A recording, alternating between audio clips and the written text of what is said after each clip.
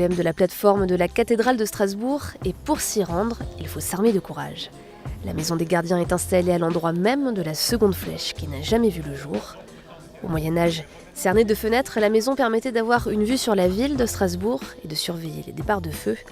Au lieu historique, elle s'offre aujourd'hui une seconde jeunesse.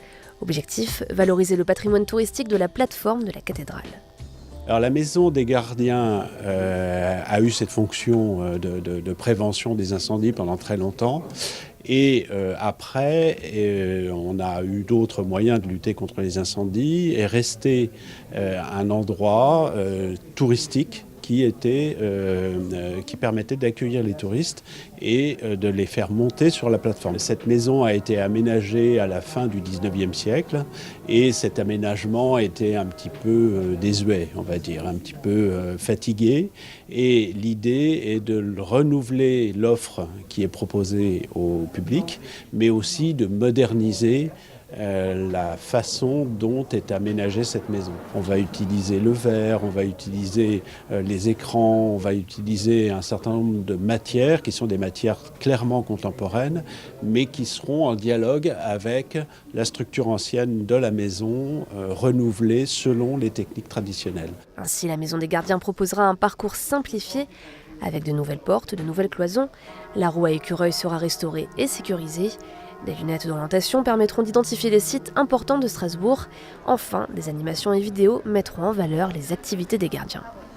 La réelle difficulté de ce projet est liée, au-delà du délai dans lequel on est engagé, est liée au fait qu'on est dans des espaces extrêmement petits et que beaucoup de corps d'État doivent y travailler simultanément et que chaque travail d'un corps d'État va conditionner le travail de l'autre et de tenir un délai dans ce contexte est relativement difficile. Avec ses 230 000 visiteurs annuels, la cathédrale de Strasbourg est un des hauts lieux touristiques de la ville. La Fondation de l'œuvre Notre-Dame, qui la gère, et la municipalité ont donc jugé nécessaire de proposer une nouvelle offre touristique. L'ensemble de ces travaux nécessite un budget d'1 demi-million d'euros. L'idée, c'est d'enrichir cette visite de la plateforme de la cathédrale. D'abord, elle se mérite 332 marches. C'est une ascension. Et donc, il y aura aussi de meilleures conditions de sécurité. Mais une fois arrivé en haut, eh bien, il y aura un ensemble d'explications, des films, des lunettes pour voir les principaux bâtiments de Strasbourg, une rose des vents pour voir la direction des principales villes européennes.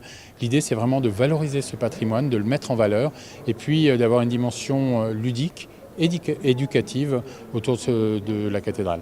Grand public, public initié, mais aussi scolaire, la Maison des Gardiens devrait accueillir plus de visiteurs après sa réouverture. Financiers, culturels ou touristiques, les enjeux de ces travaux sont multiples. Il y a un enjeu financier. Les tickets payés pour la visite de la cathédrale, de la plateforme de la cathédrale, viennent financer les travaux de la cathédrale, puisqu'ils viennent dans le budget directement de l'œuvre de Notre-Dame, qui a pour responsabilité l'entretien de la cathédrale.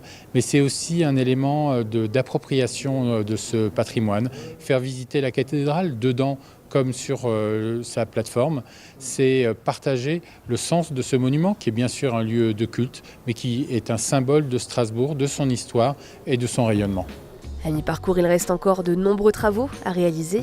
La nouvelle Maison des Gardiens devrait ouvrir ses portes au public le 1er juillet prochain.